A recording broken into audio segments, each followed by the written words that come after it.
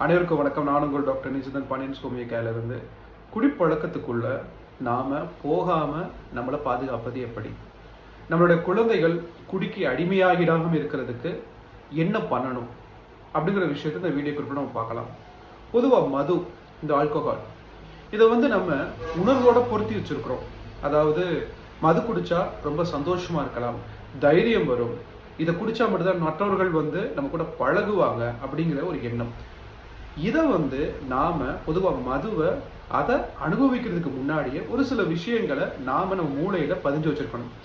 இதை neuro association அப்படின்னு சொல்லிட்டு சொல்லுவாங்க.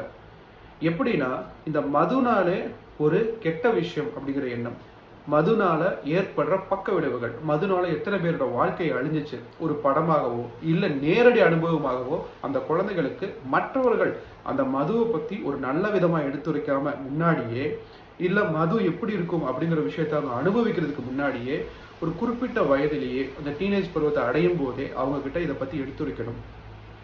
மதுனாலே அவங்களுக்கு ஒரு வழி தர்ற விஷயமா தான் இருக்கணும். இது போய் அவங்களோட மூளையில் இருக்கிற நியூரான்ஸ் தான் நம்மளுடைய மூளையில தகவல்களை சேகரித்து வச்சிருக்க செல்னு கூட சொல்லலாம். அதுல போயிட்டு மதுனாலே ஒரு வழி நிறைந்த ஒரு அனுபவம் அப்படின்னு அவங்களுக்கு தெரிஞ்சிருச்சுனாலே அவங்க எதிர்காலத்துல அதுக்குள்ள போக மாட்டாங்க. ஸோ தெரியாதவங்களுக்கு இந்த குறிப்பை நீங்கள் பகிருங்க. நெக்ஸ்ட் ஒரு குறிப்பில் வேறு ஏதாவது விஷயங்கள், வேறு ஏதாவது தொந்தரவுகளை பற்றி தொடர்ந்து பார்க்கலாம். நன்றி.